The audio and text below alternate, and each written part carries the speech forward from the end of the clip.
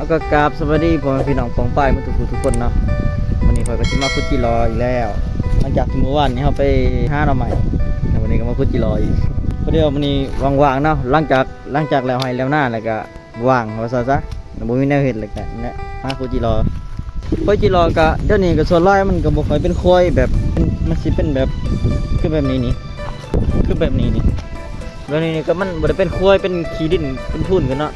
มันจะเป็นแบบว่ามันจะเจาะหูลงไปเลยนะมันจะอ่อนในหูเลยแนมกันแนมยางเดินยางเห็น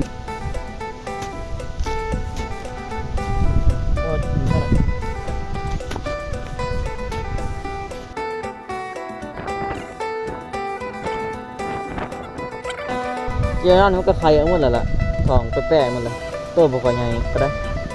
ถ้าตัวผู้ใหญ่เนี่ย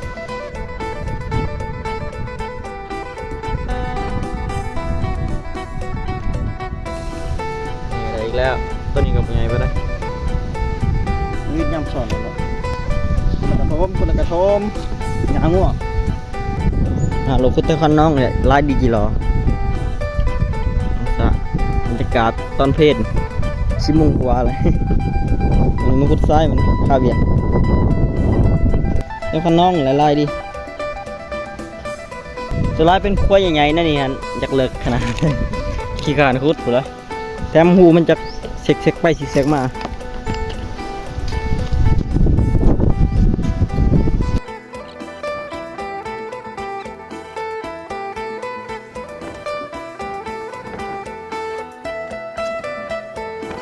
เลิกขนาดตัวใหญ่ไปแล้วตอนนี้